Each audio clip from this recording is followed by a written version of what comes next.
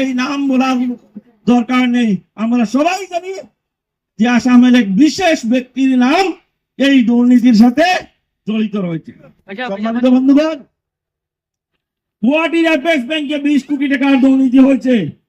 সেই ব্যাংকের managing director কে? আমরা সবাই জানি হিমন্ত বাবু।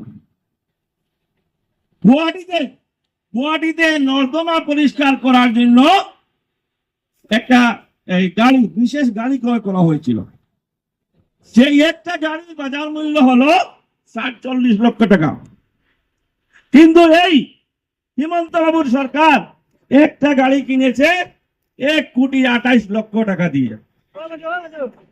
মানে একটা গাড়িতে দুর্নীতি হয়েছে 81 লক্ষ টাকা।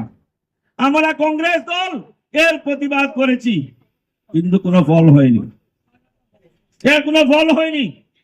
আজকে আমাদের হাইলাকান্দিতে আমরা যারা এখানে আছি, এই সরকার সাফল্যের গান গায়। হিমন্ত বাবু বলেন তিনি কাজের মানুষ, ভারতবর্ষের ভিতরে তিনি আসামকে 5 নম্বর রাজ্যে নিয়ে যাবেন। সম্মানিত বন্ধুগণ, হিমন্ত বাবু ভারতবর্ষের 5 নম্বর রাজ্যের দরকার নেই আমাদেরকে পানীয় জল দেন, পানীয় জল। আমাদেরকে পানীয় জল, যে জীবন, জলের আরেক নাম জীবন, এই খাওয়ার জলটা আমাদের আপনি দেন।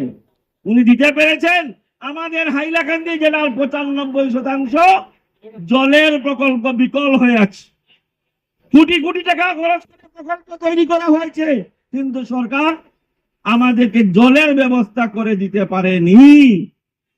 উন্নয়ন তো দূরের কথা, খাদ্য, বস্ত্র, বাসস্থান সেইগুলি সুনিশ্চয়তা প্রদান করতে পারেননি হিমন্ত বাবু। আপনি ভারতবর্ষের 5টা রাজ্যের মধ্যে আমাদের আসামকে নিয়ে যাবেন, সেই স্বপ্ন আর আমরা দেখতে পারবো না, সেই স্বপ্ন দেখার আমাদের প্রয়োজনও নেই।